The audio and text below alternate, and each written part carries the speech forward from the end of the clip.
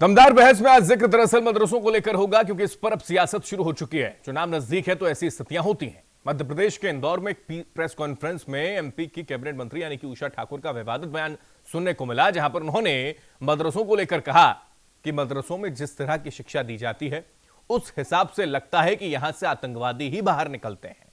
वहीं इस बयान के बाद राजनीतिक हलकों में सियासत गर्म हो चुकी है। पहले आप एक रिपोर्ट देखिए, उसके बाद उसको लेकर करेंगे दमदार बहस। मध्य प्रदेश में आगामी विधानसभा उपचुनाव होने वाले हैं। ऐसे में तमाम राजनीतिक पार्टियों की ओर से रैलियां और जनसभाएं हो रही हैं, जहां कई तरह के बयानों पर सियासत खूब खेली जा रही है। चाहे बीजेपी हो या फिर कांग्रेस, सबकी ओर से जुबानी जंग जारी है। इस बीच एक बार फिर से मध्य प्रदेश सरकार की कैबिनेट मंत्री यानी कि उषा ठाकुर ने ऐसा बयान दे दिया कि मध्य प्रदेश की सियासत में भूचाल आ गया। दरअसल उषा ठाकुर ने मदरसों को लेकर एक विवादित बयान दे डाला है। जरा आप भी सुनिए कि आखिर माननीय मंत्री जी ने ये क्या कह दिया।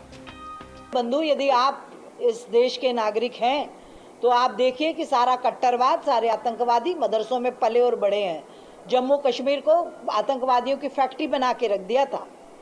तो ऐसे मदरसे जो राष्ट्रवाद से, जो समाज की मुख्य धारा से नहीं जोड़ सकते, उनको हमें समुचित शिक्षा के साथ जोड़कर समाज को सबकी प्रगति के लिए एक साथ आगे ले जाना चाहिए। इसकी सहायता बंद होनी चाहिए।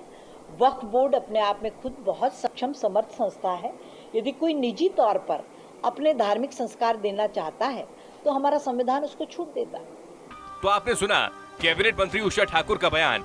उन्होंने मदरसों को लेकर दिए जाने वाली सरकारी ग्रांट बंद किए जाने की मांग की है, क्योंकि उषा ठाकुर का कहना है कि सभी आतंकी मदरसों से ही निकलते हैं, इसलिए इनको दी जाने वाली सरकारी मदद बंद कर देनी चाहिए। अपनी बात रखने के लिए इन्होंने जम्मू कश्मीर के आतंकवाद का हवाला तक दे दिया।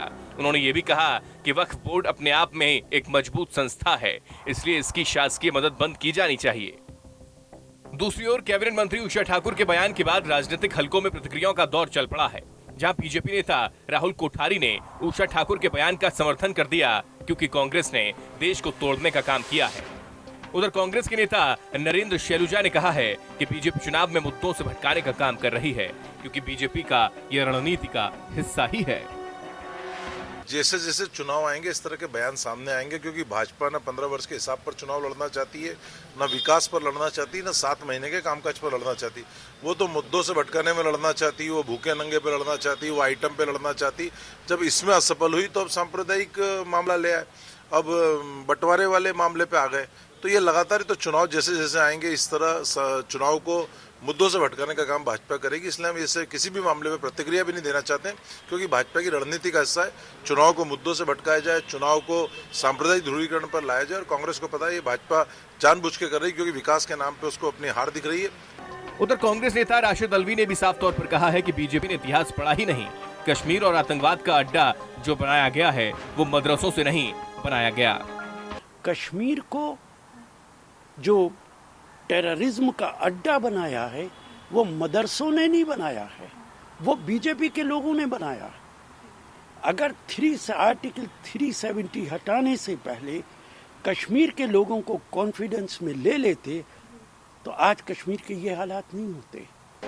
उधर ऑल इंडिया इमाम एसोसिएशन के मौलाना साजिद रशीदी ने कहा कि कई राजनीतिक नेताओं को मदरसों की हिस्ट्री पता नहीं।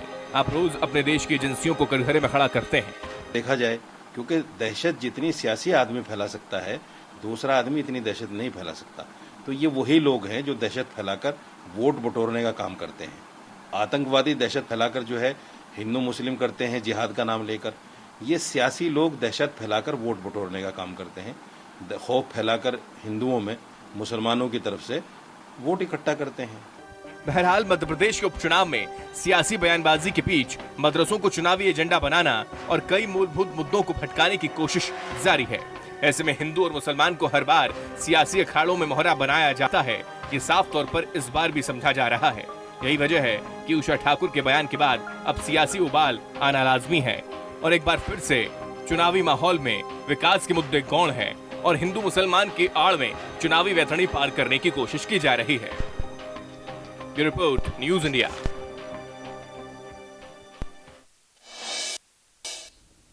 जाहिर है कि देश के प्रधानमंत्री बार बार यह जिक्र करते हैं कि चुनावी मैदान में अगर हमारी पार्टी की तरफ से कोई भी चुनावी मैदान में प्रत्याशी उतरता है तो विकास के मुद्दे पर उतरता है, लेकिन हैरानी इस बात को लेकर है, चाहे वो बिहार का चुनाव हो या फिर मध्य प्रदेश के उपचुनाव हो, यहां पर विकास के मुद्दों पर कहीं ना कहीं विराम है। यही वजह है कि हिंदू मुसलमान को लेकर एक बार फिर से चर्चा जोरों पर है। इसी बीच AIMIM चीफ असदुद्दीन ओवैसी ने मदरसों को लेकर क्या कुछ कहा है, जिस पर प्रतिक्रिया उषा ठाकुर की तरफ से दी गई थी, उस पर क्या रिएक्शन उन्होंने दिया, एक बार सुनाते हैं। प्रधानमंत्री, देश के प्रधानमंत्री नरेंद्र मोदी हर साल 120 करोड़ रुपए मदरसा मॉडर्नाइजेशन के क्यों दे रहे हैं? बंद कराइए ना उसको। पहले 120 करोड़ रुपए देते हैं, उत्तर प्रदेश में मदरसों को मिलता है, बिहार में मिलता है, तो बंद कराइए ना इसको। क्यों दोगलापन करते हैं? और मदरसों में कितने पढ़ते हैं मुसलमान? चलिए मदरसे अगर आपकी बात है तो स्कूल खोलिए ना मुसलमानों के लिए, स्कूल खोल के दिखाइए। स्कूल नहीं खोलेंगे, मुस्लिम इलाकों में पुलिस स्टेशन खोलेंगे, अस्पताल की जगह शराब खाने खोलेंगे, और आप कहेंगे टेररिज्म। अरे ये बीजेपी तो देश की आज़ादी में इनका कोई रोल नहीं था।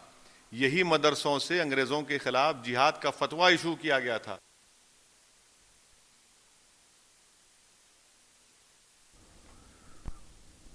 तो मदरसों का जिक्र दरअसल सबसे पहले असम से हुआ है, और असम से ये जब जिक्र हुआ उसके बाद बीजेपी के कई नेताओं ने समर्थन भी कर दिया, और यही वजह है कि उषा ठाकुर ने मदरसों को लेकर जो बयान दिया वो विवादित हो चला है। इसी को लेकर चर्चा करते हैं। कुछ खास मेहमान हमारे साथ जुड़ गए हैं, सीधा उनसे तारुफ करवा दें। जितेंद्र मिश्रा जी हमारे साथ हैं, प्रवक्ता हैं कांग्रेस पार्टी से। जितेंद्र जी बहुत स्वागत है आपका। हमारे साथ प्रकाश मीरचंदानी जी हैं, बीजेपी के प्रवक्ता हैं। प्रकाश जी आपका बहुत स्वागत है। मोहम्मद नदीम सिद्दीकी जी हमारे साथ हैं, प्रदेश अध्यक्ष ऑल इंडिया मुस्लिम मजलिस से। बहुत स्वागत सर आपका भी। और दिलीप यशवर्धन जी हमारे साथ हैं, राजनीतिक विशेषज्ञ के तौर पर जुड़े हैं। दिलीप जी आपका बहुत स्वागत है। और कुछ देर में सदगुरु श्री रितेश्वर जी जुड़ेंगे, श्री आनंद धाम वृंदावन से हमारे साथ जुड़ेंगे कुछ देर में। सबसे पहले शुरुआत दिलीप जी आपसे कर रहा हूं, इस वक्त की स्थिति को आप कैसे देख पा रहे हैं? क्योंकि एक तरफ चुनाव सामने ही है और इन सबके बीच में इस तरीके का जिक्र करना नेताओं की ओर से, क्या ये सीधा सियासी लाभ लेने की ओर इशारा करता है? क्योंकि कांग्रेस पार्टी के नेताओं को हम सुनते हैं, वो कहते हैं कि इस पर तो हम कमेंट करना नहीं चाहते क्योंकि इसका फायदा शायद बीजेपी को मिल जाए। देखिए हेमंत जी, बहुत सालों से जो राजनीति का ट्रेंड है, उस राजनीति के ट्रेंड में राजनीति का धर्म खत्म हो गया और धर्म की राजनीति शुरू हो गई है। और वो परिपाटी कहीं से भी पड़ी हो, लेकिन वो परिपाटी हर पार्टी के द्वारा आगे बढ़ाई जा रही है। अब मैं इस बात पर कमेंट तो नहीं करूंगा कि मदरसों में उग्रवादी पैदा होते हैं, आतंकवादी पैदा होते हैं या नहीं होते हैं, लेकिन इस बात को नकारा नहीं जा सकता है कि मदरसों में एक विशेष तरह की शिक्षा दी जाती है, और वो शिक्षा वो मदरसे उसी लिए बनाए ही गए थे, जिसमें जो मेरी जानकारी हिफ्ज और इस्लाम दो तरह की वहाँ शिक्षा दी जाती है, जहाँ से हाफिज और अलीम ये दो पद लेकर के लोग बाहर निकलते हैं जी। लेकिन मेरा कहना ये है कि अब जब हम मॉडर्नाइजेशन की तरफ बढ़ रहे हैं तो यहाँ पर जैसे अभी आप ओवैसी साहब का बयान सुना रहे थे, उन्होंने कहा कि मोदी जी 120 करोड़ रुपया सालाना मदरसों को देते हैं, तो क्यों देते हैं? उत्तर प्रदेश में पैसा दिया जाता है। ये बात उन्होंने मानी तो कम से कम, क्योंकि वो तो हमेशा ये कहते हैं कि मुसलमानों के साथ पक्षपात होता है। अभी उन्होंने कहा कि 120 करोड़ रुपए मदरसों को दिया जा रहा है, इसका मतलब मदरसों का मॉडर्नाइजेशन भी किया जा रहा है। उत्तर प्रदेश में जब से योगी जी की गवर्नमेंट आई है, तो फिर एमपी के मंत्री जो है वो केवल गुमराह कर रहे हैं चुनावी लाभ के लिए, ये मान लें? फिर नहीं, चुनावी लाभ के लिए तो करते ही करते हैं, इसमें कोई दो राय नहीं है, क्योंकि स्टेटमेंट जो होते हैं वो पॉलिटिकली मोटिवेटेड होते हैं, उसका कहीं ना कहीं बेनिफिट मिलता है, और जो वोटर्स है उनके सेंटिमेंट को भड़काना ये पॉलिटिशियंस की एक कहीं ना कहीं मंशा रहती है। और जाति एक ऐसा सेंसिटिव इशू है इस देश के अंदर जो बिना किसी कारण के भड़क जाता है, और जहां पर कोई कारण हो वहां तो फिर कहने भी क्या बात है, सोने पे सुहागा हो जाता है। और वो भी नेता अगर स्टेटमेंट दे देता है तो उसके फॉलोअर उसको और आगे बढ़ा देते हैं बिना उस तथ्य की खोज किए कि सत्यता कितनी है, या रेलेवेंस क्या है, या रेफरेंस टू द कॉन्टेक्स्ट क्या है। ठीक, प्रकाश मीरचंदानी जी प्रवक्ता है बीजेपी हमारे साथ। प्रकाश जी क्या कहेंगे? जी, आतंकवाद और कट्टरवाद का गढ़ मदरसा है, आप भी सहमत हैं क्या जो उषा ठाकुर ने कहा? देखिए ऐसा है कि हेमंत जी, उषा जी ने जो कहा है वो मुझे लगता है कि बहुत हद तक सच्चाई के नजदीक है। कि आज मुझे जितने भी आतंकवादी देश में पकड़ाए हैं उनसे अगर ये इंट्रोगेशन हुआ है या उनसे बातचीत हुई है या पूछा गया है, तो वो अमुक अमुक मदरसे में थे, अमुक अमुक मदरसे में इस तरीके की उनको शिक्षा की पढ़ाई दी गई और उसमें उतना उनको अतिवादिता पढ़ा दी गई, इतना ज्यादा कि वो एक आतंकवादी के रूप में निकले। आप मुझे बताइए, तो क्या ये बिना आधार के है? अगर किसी मंत्री ने, एक संजीदा मंत्री ने, अगर समाज में जागृति लाने के लिए, समाज में बातों को ठीक करने की दृष्टि से अगर कोई विषय रखा तो क्या ये कहें कि हम, और उन्होंने स्पष्ट कहा कि कश्मीर के मदरसों में जिस तरीके से, क्योंकि कश्मीर की समस्या सर्वविदित है, सबने देखी है लगातार किस तरीके से कश्मीर की फैक्ट्री से आतंकवादी बने, वहां के युवाओं को किस तरीके से मिसगाइड करके उनको जो लगातार एक धर्म वर्ग विशेष की जो तो बंद करवा दीजिए ना सर, काम करने की कोशिश, बंद करवा दीजिए मदरसों को। आवाज कट गई मुझे मेरे ख्याल से। प्रकाश जी, मदरसों को बंद करवा दीजिए ना सर। असुद्दीन ओवैसी तो वही कह रहे हैं, 120 करोड़ अगर खर्च सरकार कर रही है इन मदरसों को लेकर, तो फिर इस पर सवाल क्यों दागे जा रहे हैं सरकार के सिपाहियों की ओर से? सवाल तो वाजिब है उनका भी। प्रकाश जी,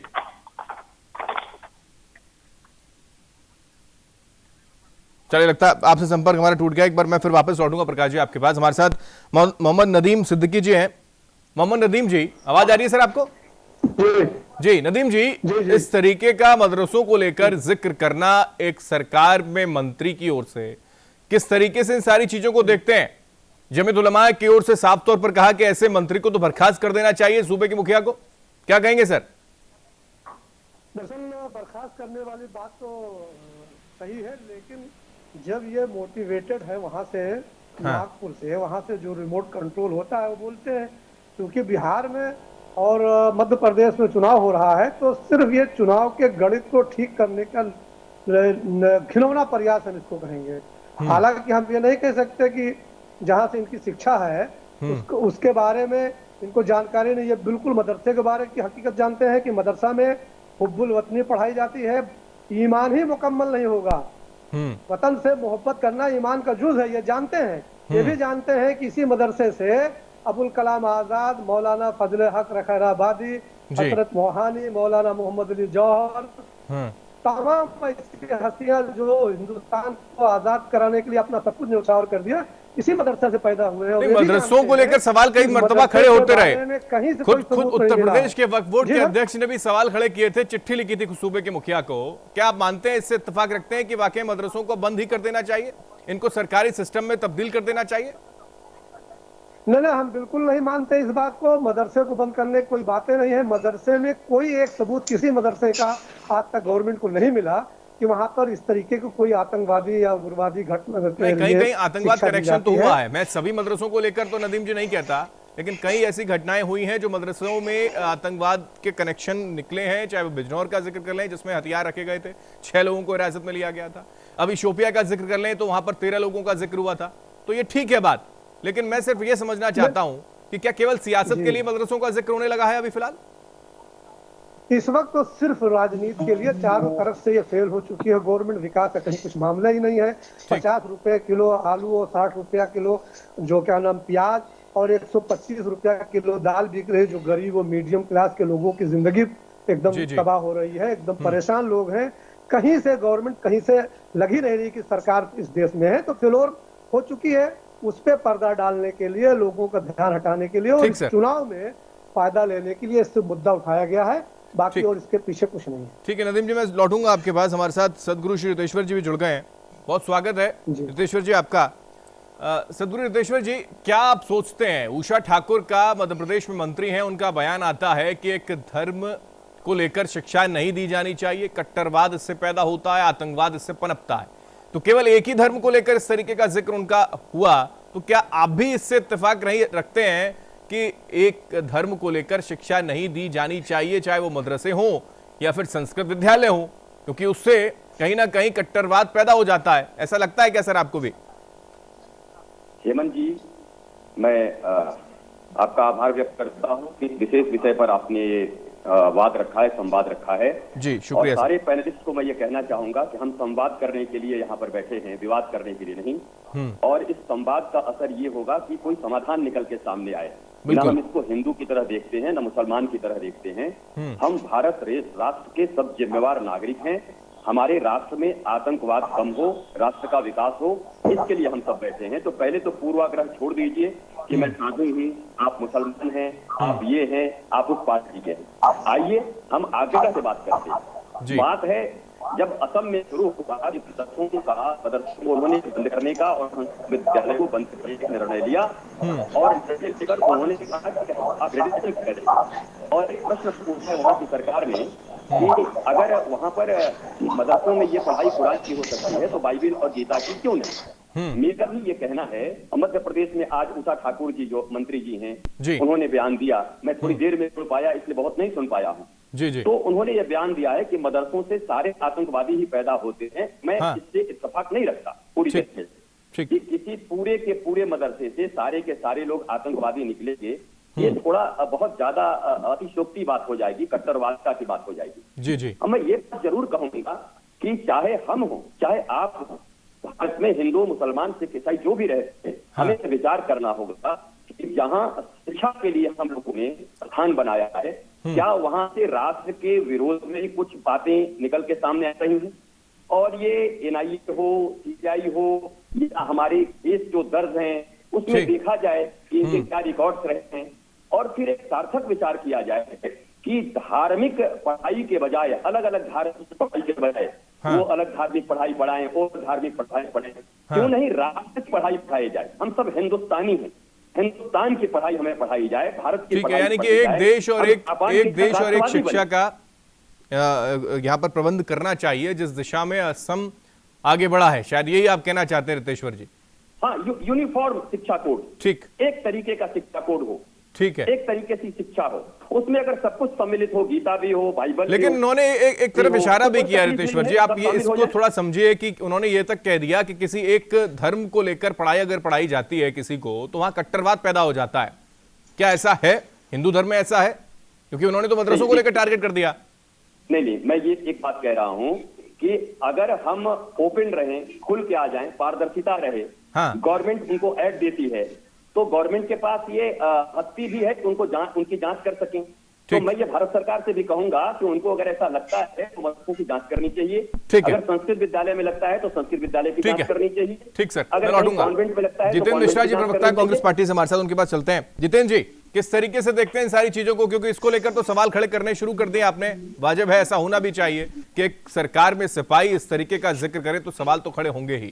लेकिन इसको क्या आप देखते हैं जिस तरीके से और पैनलिस्ट कह रहे हैं कि वाकई में इसमें कहीं ना कहीं सियासत है, चुनावी लाभ लेने का प्रयास है और उसमें सफल हो जाएंगे वो? हेमंत जी, सारे के सारे पैनलिस्ट यहाँ पर इसमें एक मत है कि एक सियासत के लिए उठाया गया कदम। जब जब चुनाव आते, जब जब भारतीय जनता पार्टी को ये सब चीजें क्यों याद आती? हम तो इस पर प्रतिक्रिया देना भी जरूरी नहीं समझते कि जिस तरह से चुनाव को ले जाने का प्रयास किया जा रहा है। आप देखिए, बिहार में चुनाव है, मध्य प्रदेश में चुनाव है, उनको इस तरह की बातें आ रही। निश्चित तौर पर सांप्रदायिक, देखिए धर्म की राजनीति करती रही अभी तक, लेकिन राम मंदिर के नाम पर कुछ मिला नहीं। राम मंदिर जो है मामला निपट गया, तो अब क्या किया जाए? राम का जिक्र तो वो बिहार में जाकर भी कर रहे हैं कि हमने जो वादा किया था पूरा कर रहे हैं हम। योगी कह रहे हैं बार बार। वो तो देखिए, वो तो देश की जनता जानती है कि कहां से राम मंदिर का निर्णय हुआ और कैसे हुआ। हम भी लगातार कहते रहे कि कोर्ट का जो निर्णय होगा वो मान्य होगा। मामला खत्म हो गया है। अब चूंकि मामला है नहीं कोई, आप ये बताइए, मध्य प्रदेश में 15 सालों के विकास की चर्चा करना चाहिए। आज तो देश की जनता, प्रदेश की जनता हंस रही है कि चुनाव को किस तरह फोकस किया जा रहा है। चुनाव से विकास के हटा करके दूसरे मुद्दों पर दिया जा रहा है। गुजरात चुनाव के समय भी आपने देखा, इस देश के लोकसभा चुनाव के समय भी आपने देखा, विकास की बात नहीं की गई। हिंदुस्तान पाकिस्तान ले आए, शमशान और कब्रिस्तान ले आया जाए। तो ये क्या चाहते? किस तरह का एक देश में एक माहौल बनाना चाहते? इस तरीके से अगर लोकतंत्र को चलाएंगे तो मुझे लगता है ये तो गलत बात है। लोकतंत्र में तो विकास मुद्दा होना चाहिए। 15 साल का विकास मंच पर रखिए। हम खड़े हो जाते, हमारे पास 11 महीने का जो काम किया है वो हमने रख भी दिया है और उसके लिए डिबेट भी करने को तैयार हो जाते हैं, लेकिन उससे भाग रहे हैं क्योंकि आज किसान परेशान है। अभी मैं स्वामी जी को भी सुन रहा था, वो भी ये कह रहे हैं कि आज देश में किस बात पे बहस होना चाहिए उसका है ही नहीं। एक तरफ हैदराबाद के खड़े हो जाते आके, एक तरफ ये यहाँ नागपुर से बोलने लगते आकर के, दोनों इस देश में इतना घमासान मचा देते हैं कि विकास का मुद्दा पीछे रह जाता है। अब मैं तो आप लोगों से भी निवेदन करना चाहूंगा कि इन बयानों को दरकिनार करके इनसे विकास पे सवाल कीजिए, हमसे विकास पे सवाल कीजिए। अगर हम जवाब नहीं दे पाएंगे तो प्रदेश की जनता देखेगी। इनसे भी विकास पे सवाल होना चाहिए। इन्हें घेर के बार बार विकास पे लाना चाहिए कि तुमने इन 15 सालों में क्या किया। मध्य प्रदेश में ये यानी एक क्रोनोलॉजी है जिसके माध्यम से सारी चीज चल रही है, जिसका जिक्र बार बार कांग्रेस के नेता राहुल गांधी करते रहते हैं कि एक क्रोनोलॉजी है और इस क्रोनोलॉजी में इस एजेंडे में फंसाने का प्रयास वोटर्स को किया जाता है। देखिए अभी इस चुनाव में हेमंत जी पाकिस्तान भी आएगा। आप देखते किस तरह के गुल खिलाएंगे। आ चुका है सर, आ चुका है। आतंकवाद को लेकर बिहार में जिक्र कर दिया था नित्यानंद राय ने, आ चुका है सर। ये इनका काम है कि जब चुनाव आएगा, जब इस तरह की बातें करेंगे, और हमारा आपका सबका दायित्व है कि हम कम से कम। ठीक है, मैं लौटूंगा प्रकाश जी से इसका जवाब लूंगा, क्योंकि सवाल वाजिब है कि विकास के मुद्दे पर चुनावी मैदान में हर किसी को उतरना चाहिए। इसका जिक्र खुद देश के प्रधानमंत्री कर देते हैं, लेकिन जब उन्हीं के सिपाही इस तरीके का जिक्र करें तो फिर सवाल तो उठेगा ना। प्रकाश जी, इसी पर मैं आपसे जवाब लूंगा, लेकिन फिलहाल वक्त एक छोटे से ब्रेक का है। ब्रेक के बाद चर्चा को आगे बढ़ाएंगे और समझेंगे कि क्या वाकई मदरसों पर सियासत हो रही है, वो चुनावी लाभ लेने के लिए हो रही है। ब्रेक के बाद बहस में एक बार फिर से स्वागत है। जिक्र दरअसल मदरसों को लेकर हो रहा है और वो कह रहे हैं, यानी कि सरकार के सिपाही कह रहे हैं कि मदरसों को बंद कर देना चाहिए, क्योंकि यहां पर आतंक की फैक्ट्री चलाई जाती है। जम्मू कश्मीर का जिक्र करके सीधा निशाना मदरसों पर साधा गया है। इसी पर चर्चा करने के लिए सभी मेहमान हमारे साथ बने हुए हैं। प्रकाश जी, ब्रेक से पहले जो दरअसल जिक्र मैंने किया, क्या वाकई जिसका जिक्र जितेंद्र जी ने भी किया, दिलीप जी ने भी किया, कि ऐसे वक्त में हिंदू मुसलमान शुरू हो जाता है जब चुनाव नजदीक आते हैं? क्योंकि बार बार खुद देश के प्रधानमंत्री कहते हैं कि हम तो चुनावी मैदान में विकास के मुद्दे पर उतरते हैं, लेकिन जब खुद प्रत्याशी ऐसा जिक्र कर दे या फिर जब खुद नेता या मंत्री ऐसा जिक्र कर दें, तो कैसे समझे सर इसको?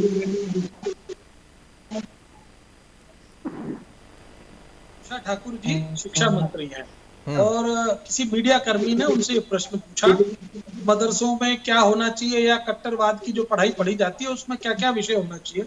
इस दृष्टिगत उन्होंने ये सारी चीजें कही कि लगभग कश्मीर और सारे मदरसों का नहीं कहा। मैं आपको स्पष्ट करना चाहूंगा कि मैक्सिमम मदरसों को बंद कर देना चाहिए, ये कहा उन्होंने। देखिए, मदरसों को बंद कर देना चाहिए कि आज वो रिवेलेंट है क्या? आज अगर सामाजिक जीवन में उसकी उपयोगिता है क्या? पूरे अगर ग्लोबल स्तर पर देखा जाए, सरकार को समझना चाहिए जो 120 करोड़ का खर्चा कर रही है उन पर। ये चीज तो खुद देश के प्रधानमंत्री को बतानी चाहिए उनको। देखिए, ऐसा है कि 120 करोड़ रुपए खर्चा कर रहे हैं, इसका तात्पर्य ये नहीं है कि आप जो है एक देश के खिलाफ कोई वातावरण बनाने वाले लोगों को सहयोग करें। तो सरकार आपकी, आप एक्शन लीजिए, मना किसने करा है? सुनिए ना हेमंत जी, सुन तो लीजिए पूरी बात, मेरे को अपनी बात रखनी। देखिए, बहुत सारे मदरसे आज की तारीख में आधुनिक स्थिति की तरफ भी बढ़ रहे हैं। अगर वो लगातार इस बात को कि ऐसी पढ़ाई जिसमें हिंदी, अंग्रेजी और साइंस भी अगर पढ़ाया जा रहा है तो वो तो ठीक है, वहां तक ठीक है, उनके लिए कहीं कोई प्रॉब्लम नहीं है। लेकिन उनकी आड़ में जो लोग आज कट्टरवाद पढ़ा रहे हैं या देश के खिलाफ काम करने वाली संस्थाओं को सहयोग कर रहे हैं, तो इन पे प्रतिबंध क्यों नहीं लगाना चाहिए? इन सारी चीजों पर, ये सारे लोगों के लिए नहीं कहा है। कश्मीर में जिस तरीके से अतिवादिता चली, कश्मीर में जिस तरीके से आतंकवाद को बढ़ावा देने वाली, अब आप ही बता दीजिए कितने मदरसों को लेकर कार्रवाई कर दी गई है और कितनों पर प्रतिबंध लगा दिया गया। आप एक आंकड़ा मुझे बता दीजिए जिससे मैं समझ जाऊं कि वाकई में सरकार की तरफ से या सिस्टम की तरफ से काम किया जा रहा है इनको लेकर। हवा हवाई बातें अच्छी नहीं लगती ना प्रकाश जी, ऐसे अच्छा नहीं लगता कि हवा में आकर आप कुछ भी चीज छोड़ दें। हवा हवाई बातें नहीं है। देखिए हेमंत जी, लगातार सरकारों ने जो काम करना है, सरकारें तो अपना काम कर ही रही है, कहीं विषय नहीं है, किसी को कोई रोका भी नहीं जा रहा है। लेकिन अगर सरकार अपना काम कर रही है और मंत्री अपना काम कर रहे हैं, ध्रुवीकरण करते हैं, इसको हिंदू मुसलमान करते हैं, विकास के मुद्दे कौन करते हैं? नहीं, ये विकास के मुद्दों पे बात करें, कांग्रेस पार्टी बात करती है। कहाँ बात करी? मिश्रा जी बार-बार कह रहे हैं हम तो विकास के मुद्दे पर लगाने के लिए तैयार हैं। अरे भाई,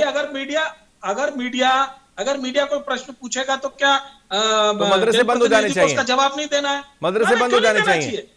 अरे बिल्कुल होना चाहिए। उनकी व्यक्तिगत राय है, उन्होंने रखी, कोई दिक्कत थोड़ी है उसमें। अगर वो सरकार का अंग है तो ये व्यक्तिगत राय ठीक है, शोभनीय है ये बयान। देखिए उनका अनुभव है, उस बात को लेकर उन्होंने जो भी बातें कही है और पीछे से जो अनुभव आ रहा है, लगातार कश्मीर में क्या कारण था आतंकवाद को? आज 370 खत्म होने के पहले क्या कहते थे ये ओवैसी जी? क्या कहते थे कि 15 मिनट के लिए पुलिस हटा दीजिए और कोई व्यक्ति हटा नहीं सकता, कोई बाइका ला ली। और उन्होंने जो इकट्ठे करने की कोशिश की थी वो किसके दम पे कर रहे थे? अभी भी मेरे को संतुष्टि वाला जवाब मिल नहीं पाया प्रकाश जी। बड़ी विडंबना है इस देश के अंदर और ये बड़ा दुर्भाग्य है इस देश का कि ऐसे सेंसिटिव मुद्दों पर एक विभाग जवाब दे दिया जाता है, लेकिन जब उस पर सफाई मांगी जाती है तो उनके पास जवाब नहीं होता। ठीक, लौटूंगा। ठीक सर, मैं लौटूंगा। मैं लौटूंगा सर। आप मदरसे बंद करने का जिक्र करते हैं, उनकी पैरवी भी कर रहे हैं, लेकिन फिर भी ये कह रहे हैं कि मदरसों को लेकर जो सरकारी खर्च हो रहा है वो तो होने दीजिए ना। जो मदरसे देश की शिक्षा ठीक सर, नहीं पढ़ा दिलीप जी। सकते, जो दिलीप जी। मदरसे देशभक्ति नहीं पढ़ा सकते, उनको बंद कर देना चाहिए। ठीक है, फिर तो सांस्कृतिक विद्यालय को बंद करवा दीजिए ना। वो तो ये भी कह रहे हैं कि किसी भी धर्म को लेकर कट्टरवाद अगर पैदा होता है तो उनको भी खत्म कर दो। सांस्कृतिक सर ये सर्टिफिकेट कौन देगा? ये सर्टिफिकेट कौन बीजेपी पार्टी देगी क्या सर? ये सर्टिफिकेट प्रकाश मीरचंदानी देंगे? ये सर्टिफिकेट प्रकाश मीरचंदानी देंगे? सर आप देंगे ये सर्टिफिकेट कि मदरसों में आतंकवाद का पाठ पढ़ाया जाता है और सांस्कृतिक विद्यालयों में आतंकवाद का पाठ नहीं पढ़ाया जाता? ठीक सर, मैं लौटूंगा सर, मैं लौटूंगा। आपके पास जवाब नहीं है, मैं लौटूंगा। दिलीप जी आप बता दीजिए, ठीक है, जय बोलना बंद कराया जा रहा हो तो आप बता दीजिए। ठीक सर, आप कैसी बातें कर रहे हैं आप हेमंत जी? वही नदीम जी तो वही कह रहे हैं ना कि इस मदरसे से, नदीम जी भी तो यही कह रहे हैं कि इस मदरसों से कई ऐसे बुद्धिजीवी निकले हैं जो एक उदाहरण है, जो एक उदाहरण है। प्रकाश जी आप उन पर भी सवाल खड़े कर देते हैं ना फिर। ठीक सर, मैं लौटूंगा आपके पास। भारत माता की जय बोलना नहीं ठीक है, मैं लौटूंगा सर, ये आपकी मजबूरी है, आप अपना धर्म निभाएंगे, पार्टी के प्रवक्ता हैं, मैं समझ गया आपकी बात, लेकिन आप उनको डिफेंड करने के चक्कर में मदरसों को लेकर इस तरीके का जिक्र कर देंगे। प्रकाश जी ये अशोभनीय है, ये बात देश के प्रधानमंत्री को बताइए जाकर, ये बात देश के प्रधानमंत्री तक पहुंचनी भी चाहिए, लेकिन हैरानी है उस पर वो चुप्पी कर बैठे हैं। ठीक सर, ठीक। नदीम जी कुछ कहना चाहते हैं? एक बार मैं लौटूंगा। प्रकाश जी आपको सुन रहा हूं लगातार, आप बोलते रहेंगे तो ऐसे अच्छा नहीं लगता ना। और भी पैनलिस्ट बैठे हैं प्रकाश जी, और भी पैनलिस्ट बैठे हैं प्रकाश जी, और पैनलिस्ट बैठे हैं, उनको भी सुन लेते हैं। आप चिल्लाते रहेंगे ऐसे अच्छा नहीं लगेगा। ठीक है नदीम जी अपनी बात रखें। ठीक, नदीम जी अपनी बात रखें। अरे अभी सर मुझे ही नहीं मालूम मैंने क्या गलत बोल दिया, आप पता नहीं उसको लेकर बैठ गए। आपके पास जवाब नहीं है तो आप उल्टी गिनती करना शुरू कर देंगे, उल्टा जवाब लेने की कोशिश करेंगे। मैं लौटूंगा प्रकाश जी, आपकी मजबूरी है, मैं जानता हूं सर, मैं जानता हूं प्रकाश जी आपकी मजबूरी है। मैं लौटूंगा आपके पास, नदीम जी की बात पूरी हो जाए एक बार, फिर लौटूंगा आपके पास। ठीक है नदीम जी। जी अभी भाजपा के जो प्रवक्ता कह रहे थे। ठीक सर, मैं लौटूंगा प्लीज नदीम जी। जी मैं बोलूं? जी अभी जो प्रवक्ता जी कह रहे थे भाजपा के कि सरकारी सहायता प्राप्त जो मदरसे हैं उसमें सिर्फ एक धर्म की बात बढ़ाई जाती है, बिल्कुल गलत है, इनकी जानकारी नहीं है। मदरसों में अब तो कंप्यूटर भी चल गया है, हिंदी भी पढ़ाई जा रही है और करंट साइंस भी पढ़ाई जा रही है। और अगर ऐसा नहीं है इनके मानक के हिसाब से तो क्यों एड दे रहे हैं सरकार की तरफ से? प्रकाश जी बोलने दीजिए ना, कम से कम इन लोगों को मौका दे दिया करिए एक बार। आप भी बोलते रहेंगे अच्छा नहीं लगता ऐसे। प्रकाश जी मैं लौटूंगा आपके पास, फिर आपको सुन लूंगा। एक बार और पैनलिस्ट भी जुड़े हैं, उनको भी सुन लेते हैं ना प्रकाश जी। आप लगातार मेरी बात आपने जाने नहीं दी। प्रकाश जी मैं आप ही को सुन रहा हूं और मैं चाहता हूं कि हिंदुस्तान सुने बीजेपी के नेताओं को कि मदरसों को लेकर उनकी क्या मंशा है, समझ में आना चाहिए हिंदुस्तान की आवाम को। ठीक है लौटूंगा। नदीम जी कहिए अपनी बात। हेमंत जी पूरे देश की जनता को नहीं बोलने दे रहे हैं, अब एंकर को भी नहीं बोलने देंगे। सिखाइए आप, देशभक्ति सिखाइए आप, सरकार का काम है, करवा लीजिए, मना किसने करा है? अंग्रेजी सिखाइए। मदरसों को लेकर अगर कोई आतंकवादी गतिविधियां हो रही है तो एक्शन, ऐसे डिबेट अच्छे नहीं लगते। प्रकाश जी मैं लौटूंगा आपके पास प्लीज। नदीम जी अपनी बात रखें। अभी आप जो इनको सुन रहे थे, सब लोग सुन रहे थे, दरअसल उनको जानकारी ही नहीं है। जो सरकारी सहायता प्राप्त मदरसे हैं उसमें कंप्यूटर भी पढ़ाया जा रहा है, साइंस भी पढ़ाई जा रही है, अंग्रेजी भी पढ़ाई जा रही है, हिंदी भी पढ़ाई जा रही है। और अगर ऐसा नहीं है तो ये सहायता बंद कर दें, अगर इनके मानक के हिसाब से नहीं है। लेकिन ये माहौल खराब करने के लिए सिर्फ इनके पास हिंदू मुस्लिम का मामला रहता है। जो भी मामला होगा वो हिंदू मुस्लिम में लाना चाहते हैं। और इस वक्त तो बिल्कुल सही बात है हेमंत जी कि सिर्फ उठाई गई है। और ऐसा नहीं है कि ये अपने मर्जी से उषा ठाकुर जी बोल रही है, इनको ऊपर से पूरी तरीके से इनको पुश किया गया है कि इस तरीका से माहौल बनाओ और इसको लेकर डिबेट होगा, रिएक्शन होगा, रद्द अमल होगा, इसका ये फायदा उठाएंगे। लेकिन जनता सब इनको समझ चुकी है और इनके कोई भी चाल जो हिंदू मुस्लिम मुनाफरत वाली पैदा करते हैं। ठीक है, उसी पर मैं जवाब चाह रहा था लेकिन प्रकाश जी से जवाब उस पर दिया नहीं। मैं उनसे एक बार फिर कोशिश करूंगा जवाब लेने की, लेकिन एक बार दिलीप जी के पास चलता हूं। दिलीप जी, क्योंकि सवाल पूछा था कि विकास के मुद्दे पर चुनावी मैदान में उतरना चाहिए हर किसी को, लेकिन फिर हिंदू मुसलमान हो जाता है, ऐसे अच्छा लगता नहीं, लेकिन जवाब है नहीं। हेमंत जी, यहाँ पर थोड़ी जनता को भी अपनी समझदारी दिखाने की जरूरत है, क्योंकि अब समय साफ बदल गया है। अब आजादी से लेकर के हम लोग बहुत ज्यादा डेवलपमेंट की तरफ जा रहे हैं और शिक्षा ही एक ऐसा हथियार है, शिक्षा ही एक ऐसी बैकबोन है जो डेवलपमेंट को संभाल सकती है। अगर आदमी शिक्षित होगा तो आदमी ये समझ जाएगा कि जो जाति का कार्ड खेला जाता है हर इलेक्शन में, वो हमारे फायदे के लिए है या हमारे नुकसान के लिए है। किसी की भी जाति को फेवर किया जाता है, किसी भी व्यक्ति को जातिगत फायदा होता नहीं है। ये सिर्फ लोगों को बरगलाया जाता है, ये जनता को समझ में आ जाने की जरूरत है। और अभी नदीम जी भी ये बात कह रहे थे और ओवैसी साहब ने भी यही बात कही कि मदरसों को बंद कर दिया जाना चाहिए, लेकिन मैं यहाँ दावे से कह रहा हूँ कि जब बंद करने की बात आएगी तो सबसे पहले यही लोग सीना तान के खड़े हो जाएंगे, मदरसे बंद नहीं होने चाहिए, मुसलमानों के साथ नाइंसाफी हो रही है, इस देश में मुसलमानों के लिए कोई जगह नहीं है। आप सत्यता की बात करिए, सच्चाई की बात करिए, आप नियमों की बात करिए। नदीम जी सुन लीजिए, नदीम जी, किसी भी धर्म की पढ़ाई कराना ये कहीं से गैर कानूनी नहीं, ये भारतीय संविधान इसकी इजाजत देता है। लेकिन वो शिक्षा अगर समाज के खिलाफ है, अगर देश के खिलाफ है, भारत माता की जय बोलने से मना करता है, राष्ट्रगान गाने से मना करता है, तो वो शिक्षा नहीं है। शिक्षा वो होती है जो आपको डेवलपमेंट की तरफ लेकर के जाए। और आज का जो जमाना तो फिर ऐसे मॉड्यूल चलने क्यों दिए जाते हैं? इसमें फेल्योर किसका है दिलीप जी? नहीं, फेल्योर सरकार का है, अनडाउटली सरकार का। मैं कह रहा हूँ कि सरकार को इन सारी चीजों पर एक्शन लेना चाहिए। और जो शिक्षा आज की डेट में आदमी की उन्नति में सहायक हो, वो उसको पढ़ाया जाना चाहिए। जिसको धर्म की शिक्षा लेनी है वो अपनी मर्जी से धर्म की शिक्षा ले, उसके लिए कोई विशेष संस्थान जगह जगह ना खोले जाए। जैसे कि वैदिक पाठशालाएं होती हैं, जिनको पंडित बनना है, पुरोहित बनना है, वो वैदिक पाठशाला में जाकर के शिक्षा लेते हैं। बनारस हिंदू यूनिवर्सिटी में इसीलिए खोली गई थी, तो वो अलग इंस्टीट्यूशन है। ठीक है, रितेश्वर जी कुछ कहना चाह रहे हैं, उनको जोड़ लेता हूँ एक बार, फिर जितेंद्र जी आपके पास आऊंगा। रितेश्वर जी अपनी बात रखें प्लीज। दिलीप जी, आपने बहुत अच्छी बात की है और मैं भी यही कह रहा हूँ कि एक होती है जीविका की विद्या, पैसे कमाने की विद्या जिससे रोटी कपड़ा मकान कमा सके, एक होती है जीवन जीने की विद्या। केवल शिक्षा, क्या हिरोशिमा पे जिन लोगों ने बम गिराया था वो शिक्षित नहीं थे? क्या आतंकवाद जो फैलाते हैं वो शिक्षित नहीं होते हैं? बड़े बड़े स्कॉलर लोग होते हैं, बड़े बड़े वो पुराने कंप्यूटर के कितने विद्वान होते हैं। जी जी। शिक्षा सीधा सीधा है। मैंने आपसे कहा कि भारत राष्ट्र के प्रति हमारा उत्तरदायित्व, हम भारतवासी हैं, भारत हमारी माता है। हमने भी आपसे कहा है कि अगर किसी शिक्षण संस्थान में भारत माता की जय कहने से रोका जा रहा है, किसी शिक्षण संस्थान में ये बताया जा रहा है कि आपके बाकी अगेंस्ट, और मैं ये कहता हूँ सरकार की ऐड देने की बात छोड़ो, अगर सरकार ऐड देना बंद कर दे तो क्या कल से आप कोई भी स्कूल, कोई भी मदरसा खोल के उसमें किसी भी तरीके की शिक्षा दोगे? आप आतंकवाद का पढ़ाई पढ़ाओगे? आप देश विरोधी पढ़ाओगे? बात सरकार के ऐड देने की नहीं है, बात यह है कि ये शिक्षा व्यवस्था होनी चाहिए कि नहीं। मेरे हिसाब से बिल्कुल सरकार के ऐड की बात ठीक है, तो इसकी मॉनिटरिंग की जिम्मेदारी रितेश्वर जी होनी चाहिए सरकार की और सरकार के सिस्टम की। बिल्कुल रितेश्वर जी, मैं सहमत हूं उससे, लेकिन इन सारी चीजों की मॉनिटरिंग जो है वो सरकारी सिस्टम के पास होनी चाहिए। ये सही नहीं होता। शिक्षा के स्तर को सीधा सीधा जोड़िए। धार्मिक शिक्षा बुरी नहीं है, कट्टरता बुरी है, दृढ़ता अच्छी है, दृढ़ निश्चय होना चाहिए, लेकिन कट्टर नहीं होना चाहिए।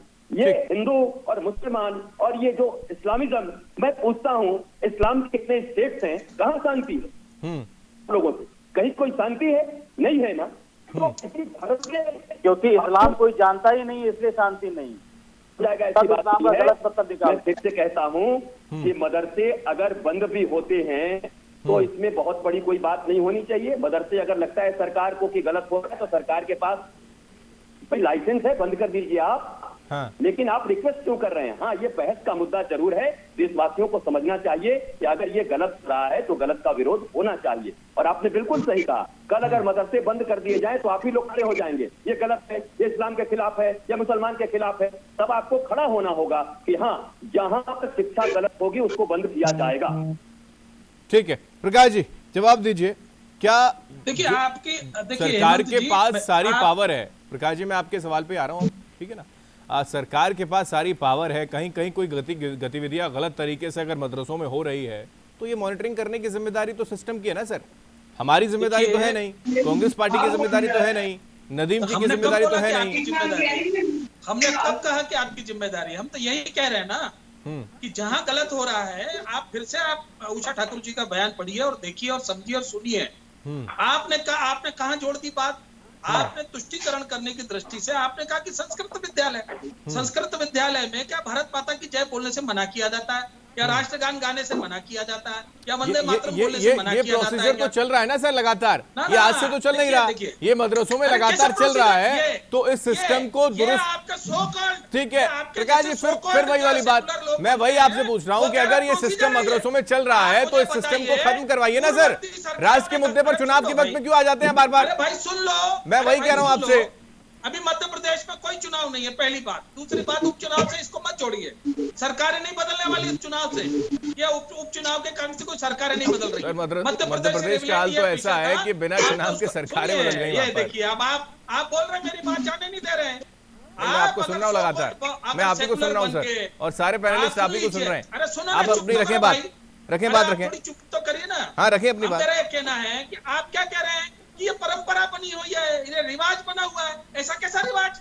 एक धर्म वर्ग विशेष के लोगों को हमारे देश की आस्थाओं के खिलाफ कोई बात करे, हमारे देश के खिलाफ कोई बात करेगा और आप उसको रिवाज का हवाला करके दे देंगे। आप कहेंगे कि भारत माता की जय। सर अब मैं बोलूं सर, प्रकाश जी अब मैं बोल रहा हूँ, मैं बोलूं सर, अब बातें रख रहे हैं प्रकाश जी अपनी बात रख लूं मैं अब। तरीके की यही बात प्रकाश जी, यही समस्या है आपकी, आप या पार्टी के जो नेता हैं या फिर प्रवक्ता हैं इसको डाइवर्ट करने का प्रयास करते हैं। मेरा सीधा सवाल है प्रकाश जी, मैं सीधा आपसे पूछ रहा हूं कि क्या ये सरकारी सिस्टम का फेल्योर नहीं है? अगर वो जय माता दी नहीं करते हैं, भारत माता की जय नहीं कर रहे हैं, तो करिए ना कार्रवाई, ऐसे मदरसों को बंद कर दें, ताला लगवा दें। आप मना करा शिवराज सिंह चौहान को किसी ने, मना करा देश के प्रधानमंत्री को किसी ने? सर बताइए ना, आप जवाब दीजिए इस पर। उषा ठाकुर आकर इसको ध्रुवीकरण करने का प्रयास करती हैं, लेकिन ऐसे मदरसों पर कार्रवाई करिए ना जो फैक्ट्रियां आतंकवाद की चला रहे हैं। मैं वही सवाल आपसे बार बार पूछ रहा हूँ, इसका जवाब आपके पास है नहीं। ये आप डाइवर्ट करने का जो प्रयास करते हैं ना सर, अच्छा नहीं लगता। ठीक है जितेंद्र जी, क्या वाकई ये डाइवर्जन का जो खेल चल रहा है इससे कहीं कोई फायदा होता नजर आता है आपको आने वाले वक्त में? क्योंकि उपचुनाव है, लेकिन उपचुनाव में इससे फर्क पड़ता नहीं, सरकारी मशीनरी अपना काम करेगी। हेमंत जी, सबसे पहले तो आपको बधाई कि आपने कम से कम सही बात को सामने लाने का प्रयास किया है। बहुत कम चैनल है। एक चीज, दूसरी चीज आप ये देखिए, बात अभी प्रकाश मीरचंदानी ने सुना था, मेरे भारतीय जनता पार्टी के मित्र हैं, उन्होंने कहा उषा ठाकुर का व्यक्तिगत बात करी, उन्होंने ये उनकी व्यक्तिगत राय है, खुद ने उसमें पल्ला झाड़ा। और आपने देखा कि किस तरह की बात लगातार कर रहे हैं, जोर से चिल्लाने से, बार बार बोलने से कोई बात सही नहीं हो जाती। ऐसे अच्छा नहीं लगता, लगातार बोलते रहेंगे। अगर कहीं मैं लौटूंगा आपके पास सर, मैं आपकी बात एक बार फिर से सुन लूंगा, एक बार जितेंद्र जी की बात हो जाए। आप देखिए, जोर से चिल्लाने से, बार बार चिल्लाने से बात सही नहीं हो जाती। आप झूठ को लगातार पेश कर रहे हैं, चिल्ला कर, इससे सच नहीं होगा। आपने पहले सर एजेंडा कौन चला रहा है ये हिंदुस्तान की आवाम जानती है सर, ये एजेंडा कौन चला रहा है ये हिंदुस्तान की आवाम जानती है। प्रकाश जी, मेरा सीधा सवाल आपसे था, प्रकाश जी एक बार मैं फिर पूछ लेता हूं आपसे, अगर आपके पास जवाब हो, अगर आपके पास जवाब हो तो जवाब दे दीजिएगा प्लीज।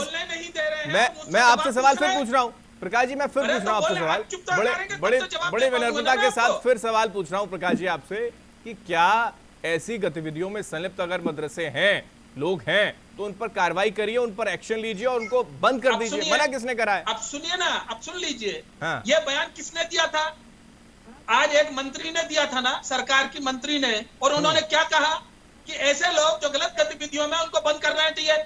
आपने उसमें आपत्ति लगाई ना सर, उन्होंने बोला कि मदरसों को बंद कर देना चाहिए, मदरसों से कट्टरवाद पैदा होता है, आतंकवाद पैदा होता है, सभी मदरसे आ गए ना सर। मैं ये एक छोटी सी चीजों को बदलने की कोशिश करते हैं आप, फिर समस्या खड़ी हो जाती है।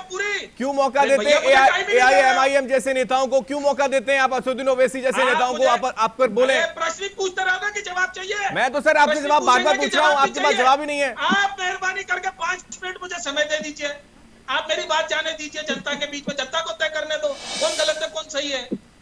आप मेरे समझ रखें अपनी बात, रखें प्रकाश जी, रखें अपनी बात। एक मंत्री कह रहा है अगर सरकार का कि जो देश विरोधी गतिविधियों में शामिल है, जो व्यक्ति आतंकवादी को समर्थन करता है, जो भारत माता की जय नहीं बोलता, जो वंदे मातरम नहीं बोलता, जो राष्ट्रगान नहीं गाता, ऐसे लोगों को क्या देशभक्त होना चाहिए क्या, या मानना चाहिए क्या? ऐसे या तो वो बयान आपने गलत पढ़ लिया या सुन लिया, या फिर हम उस बयान को गलत तरीके से चला रहे हैं, है ना? उन्होंने जो कहा वो मैंने भी चलाया और मैं लगातार मैं चला रहा हूँ उसको, मैं अपने एजेंडे को नहीं चला रहा हूँ सर। प्रकाश जी, मैं माफी चाहूंगा, आप इस तरीके का जिक्र बार बार कर रहे हैं। आप प्रवक्ता पार्टी के, आप अपना धर्म निभा रहे हैं, लेकिन कम से कम इन सारी चीजों को मानिए कि आपके मंत्री अगर मदरसों को लेकर सीधा ये कह दें कि मदरसों को बंद कर देना चाहिए, तो शर्म आनी चाहिए बीजेपी पार्टी को, शर्म आनी चाहिए आपको भी कि मदरसों को बंद करने का सीधा वो जिक्र कर देते हैं। मैं बार बार कह रहा हूं आपसे प्रकाश जी, मैं बार बार कह रहा हूं प्रकाश जी कि मदरसे ऐसे जहां पर गलत गतिविधियां होती हैं उनको बंद कर देना चाहिए। मैं कहां मना कर रहा हूं, मैं कहां इसको लेकर कह रहा हूं। ठीक है, मैं लौटूंगा। ठीक है प्रकाश जी, लौटूंगा आपके पास, मैं लौटूंगा सर, मैं लौटूंगा। आप ध्रुवीकरण करने का जितना प्रयास करना चाहते हैं कर लीजिए, होने वाला कुछ भी नहीं है, जनता सब जानती है। जितेंद्र जी अपनी बात रखें। ठीक सर, ठीक प्रकाश जी, लौटूंगा प्लीज, लौटूंगा प्रकाश जी। मेरा ये कहना है कि बार बार बोलने से, चिल्लाकर बोलने से झूठ सच में नहीं हो जाता। ये तो झूठे लोग हैं। अभी आपने देखा किस तरीके से उषा ठाकुर के बयान से किनाराजी कर ली। ये जो आप कह रहे हैं ना कि उन्होंने बयान पढ़ा कि नहीं पढ़ा, इन्हें पढ़ने से कोई मतलब नहीं है, इनका अपना एजेंडा है। ये नागपुर में बैठ के एक गुफा छोड़ते हैं और हैदराबाद से जवाब आ जाता है और पूरा दंगल मच जाता है इस देश में, बोला भाला मच जाता है, इनकी बातों में आ जाता है। अब 20 दिन से मध्य प्रदेश में चुनाव चल रहा है, विकास की बात नहीं की जा रही है। हम तो बार बार ये कह रहे हैं विकास की बात करो। अभी प्रकाश मीरचंदानी ने कश्मीर का जिक्र किया। कश्मीर में अलगाववादी ताकतों के साथ कंधे से कंधा मिलाकर आप बैठते हो। आपका एक दल, एक संविधान, एक देश, संविधान एक वोट। ये दीनदयाल जी का कश्मीर में धूल खा रहा था, आप 2 झंडों के नीचे सरकार अलगाववादी ताकतों के साथ। ठीक है सर, मैं समझ गया। अब ये राजनीतिक पार्टियों के नेता इस तरीके का जिक्र करते रहेंगे कुछ नहीं। और हैरानी इस बात को लेकर है कि सेंसिटिव मुद्दे को लेकर ईमानदारी के साथ चर्चा कोई करना नहीं चाहता। ठीक है प्रकाश जी, ठीक है प्रकाश जी, ठीक है प्रकाश जी, लौटूंगा प्लीज, जितेंद्र जी लौटूंगा।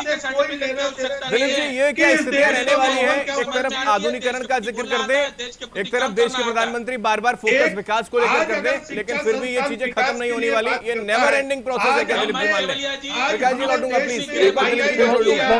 ठीक है प्रकाश जी, एक बार लौटूंगा प्लीज सर, प्लीज लौटूंगा प्रकाश जी। जितेंद्र जी आपके पास भी आऊंगा। दिलीप जी, विदेशों में नाम कमाया है, ये तो कहेंगे फ्रेंच बंद कर दो, ये तो कहेंगे जापानीज बंद कर दो।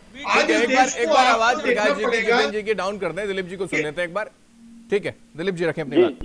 जी हेमंत जी, आप सवाल दोहरा दें प्लीज। मेरा सिर्फ ये कहना है कि 2014 के बाद 2019 यानी कि 2014 में हमने देखा कि विकास के मुद्दे पर ही चुनावी मैदान में बीजेपी पार्टी उतरी, कई तरीके की जिक्र उनकी तरफ से किए गए, लेकिन आज फिर क्या ये मान लिया जाए कि विकास के मुद्दे गौण है, फिर हिंदू मुस्लिम का जिक्र होना शुरू हो गया और ये नेवर एंडिंग है? ये नेवर एंडिंग है क्या? नहीं, एक बयान पर ये कंक्लूजन ड्रॉ करना कि विकास के मुद्दे नहीं है और सिर्फ धार्मिक मुद्दे हैं, मैं इस बात का समर्थन नहीं करता हूँ।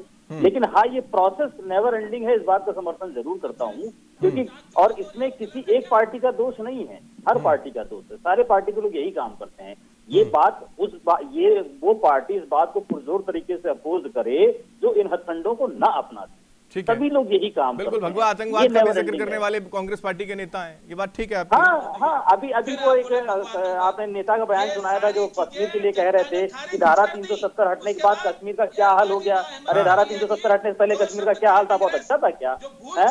ये सब फालतू की बातें हैं, जनता को मैं तो कह रहा हूँ भगवा आतंकवाद का जिक्र करने वाले कांग्रेस पार्टी के नेता थे। मैं तो कह रहा हूँ प्रकाश जी, मैंने कब मना करा सर?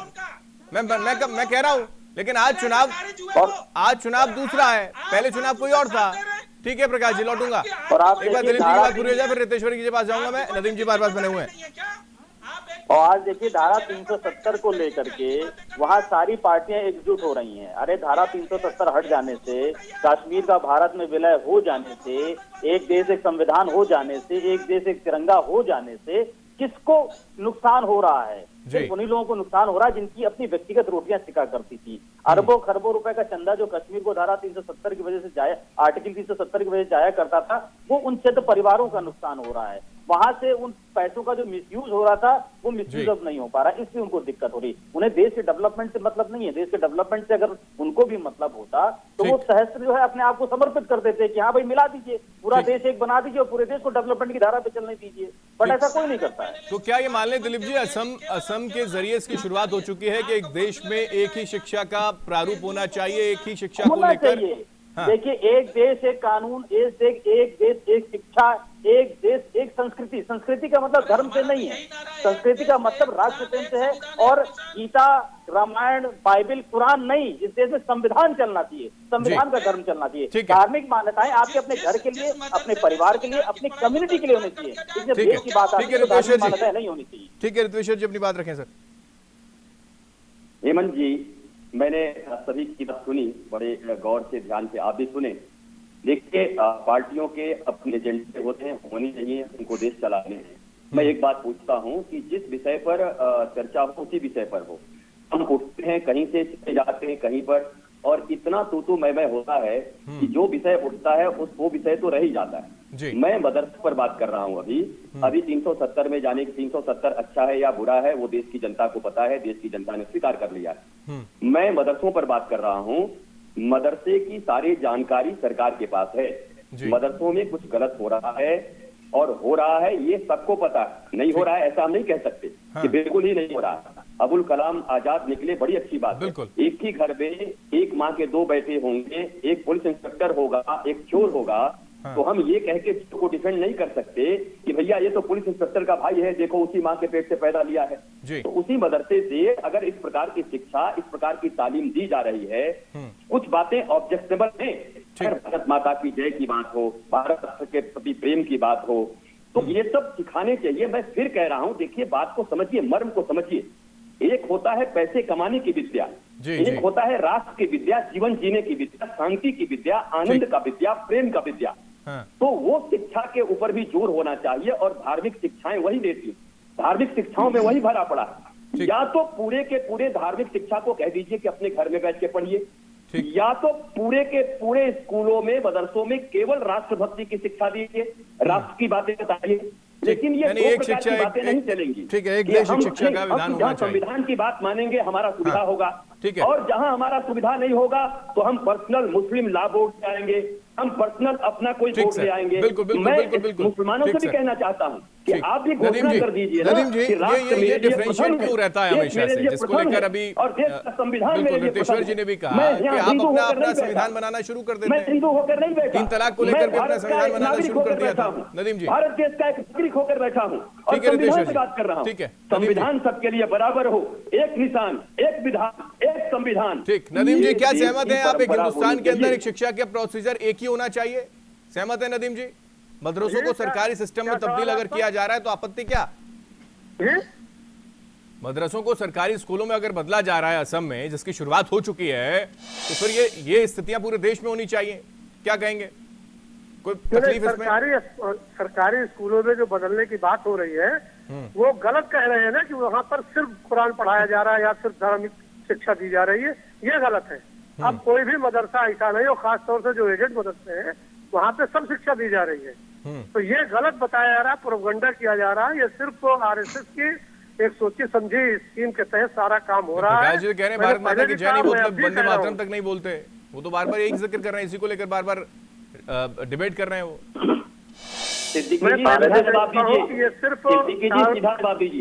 आप इनसे पूछिए ना, ढंग से पूछिए ना हेमंत जी, ढंग से पूछिए। हाँ, क्या भारत माता की जय खुद बोलेंगे? आपकी आपत्ति का सवाल, वंदे मातरम बोलेंगे? पूछिए, राष्ट्रगान पढ़ते हैं, बोलते हैं, उठ के चले जाते हैं पार्लियामेंट के अंदर, जिनके लोग उठ के चले जाते हैं, वंदे मातरम नहीं बोलते। ठीक है प्रकाश जी, जवाब लेता हूँ। नदीम जी कहिए। जी, जहाँ तक कह रहे हैं ये राष्ट्रगान का, तिरंगा फहराने का, हमारे यहाँ जितने मदरसे हैं सब में 15 अगस्त 26 जनवरी भारत माता की जय बोलते हैं कभी? पता नहीं किसी को जानकारी है। ये तो प्रोपगंडा है मदरसों के खिलाफ। और जिस मदरसों में अगर इस तरीके से कोई भी सबूत मिलता है बिल्कुल उसको बंद कर देना चाहिए। इस्लाम में तो आतंकवाद की कोई जगह ही नहीं है। इस्लाम में आतंकवाद की कोई जगह नहीं। अगर कोई मदरसे में इनके पास ठोस सबूत हो तो मुसलमान उसका बिल्कुल समर्थन करता है। ठीक है, वो सबूत है प्रकाश जी के पास, और उसको लेकर कार्रवाई करवाएंगे मदरसों पर, वो उनके पास है। लेकिन आपने जवाब भी नहीं दिया, ये बात भी स्पष्ट है, इसमें भी कहीं दो राय नहीं। ठीक है, जितने आपके पास और प्रकाश जी आपके पास, मैं आखिरी में आऊंगा प्रकाश जी, जितेंद्र जी अपनी नहीं, एक मिनट मेरी सुन लीजिए। मैं आपसे बहुत ज्यादा नाराज हूँ और दुखी भी हूँ। नहीं दुखी मत भैया प्रकाश जी, अपनी बात रखें आप, अपनी बात रखें। आप तो सीधा बोल रहे हैं कि एजेंडा चला रहे हैं। जितेंद्र मिश्रा जी हम मुस्कुरा देते हैं और वो सीधा कह देते हैं एजेंडा चला रहे हैं मेरा। हाँ, अरे भैया, आप अगर कोई यहाँ जितने भी पैनलिस्ट बैठे हैं, अगर मेरी बात से सहमत ना हो आपके देश में सरकार है, आप जांच कराइए, आपका क्या एजेंडा है, आप इनकी आवाज बंद कराइए, मेरी आवाज बंद करी थी, लेकिन हमारा इनकी आवाज बंद कराइए। ये सो कॉल्ड लोग जो हैं, इनकी आवाज बंद कराइए। पहले मेरी बात जाने दीजिए। राष्ट्रीय पार्टी के प्रवक्ता बैठे हुए हैं, आप इस तरीके से जिक्र ना करें प्रकाश जी, अच्छा नहीं लगता ऐसे डिबेट में। फिर वो बैठेंगे कैसे? एक तो वो बैठते नहीं है, बड़ी मुश्किल में उनको हम बुलाते हैं, उसके बाद आप जिक्र ऐसा कर देते हैं। आप मेरी बात सुन लीजिए। हाँ, रखिए अपनी बात, रखिए प्रकाश जी फटाफट। मुझे बताइए कि आपने एक चीज कही कि संस्कृत विद्यालय, अब मैं आपसे फिर वापस वहीं आना चाहता हूँ। क्या संस्कृत विद्यालय में भारत माता की जय बोलने से रोका जाता है क्या वंदे मातरम बोलने से रोका जाता है क्या? मैं तो वही कह रहा हूँ ना कि असम में भी संस्कृत विद्यालय बंद करवा दिए गए। मैं तो वही कह रहा हूँ, मैं तो वही कह रहा हूँ सर। मैंने तो ऐसा कहा ही नहीं कि वंदे मातरम नहीं कहा जाता है। आपको अगर तकलीफ मदरसों को लेकर है प्रकाश जी, तो नदीम जी कह रहे हैं आप कार्रवाई करवाइए, ऐसे सबूत लाइए, ऐसे मदरसों पर ताला लगना चाहिए। मैं भी कह रहा हूं आपसे, ऐसे मदरसों पर ताला लगवाइए आप। मैं आपके साथ खड़ा रहूंगा प्रकाश जी, और मैं जहां आप जाएंगे मदरसों पर ताला लगवाने के लिए, हेमंत केवलिया आपके साथ खड़ा होगा। ठीक है सर, लौटूंगा आपके पास। एक बार आखिरी कमेंट ले लूं, वक्त नहीं है। जितेंद्र जी अपनी बात रखें, जितेंद्र जी अपनी बात रखें। आपका तर्क था, आप उसके लिए मेरा ये कहना है, मैं सर कह रहा हूँ बात रखें आप प्लीज। एक बात सुन लीजिए, प्रकाश जी सुनिए, मेरा ये जितेंद्र जी अपनी बात रखें प्लीज। मेरा ये कहना है, सुन लीजिए, हेमंत जी मेरा ये कहना है कि आप देखो, देखिए हेमंत कि आप कहते हैं कि मदरसों जी ऐसे अच्छा नहीं लगता। एक बार जितेंद्र जी की बात पूरी जाए। तो असम की सरकार को संस्कृत के विद्यालयों को नहीं बंद करना चाहिए। ठीक है, जितेंद्र जी अपनी बात रखें सरकार को बस कहना चाहिए कि मदरसों में ये काम गलत होता है, हेमंत जी मेरा ये कहना है कि लगातार चिल्लाने से करना चाहिए। ये कौन सा समय है कि दोनों को बंद करके कहीं ना कहीं इस समय तो देश में आप अपना दोनों नहीं प्रोग्राम बताइए, आपने क्या किया वो बताइए। ठीक सर, ये देश के विषय इस समय तुम्हें मदरसे वही की सवाल था और वही बार बार जवाब इस इनसे समय मांगा गया, तुम्हें लेकिन इसका हिंदुस्तान जवाब मिला नहीं। पाकिस्तान बहुत शुक्रिया आप सभी मेहमानों का बात से जुड़ने के लिए। रितेश्वर जी आपका बहुत शुक्रिया, दिलीप जी आपका, प्रकाश जी बहुत शुक्रिया आपका भी, जितेंद्र जी आपका बहुत शुक्रिया, नदीम जी आपका बहुत शुक्रिया हमारे साथ चर्चा में जुड़ने।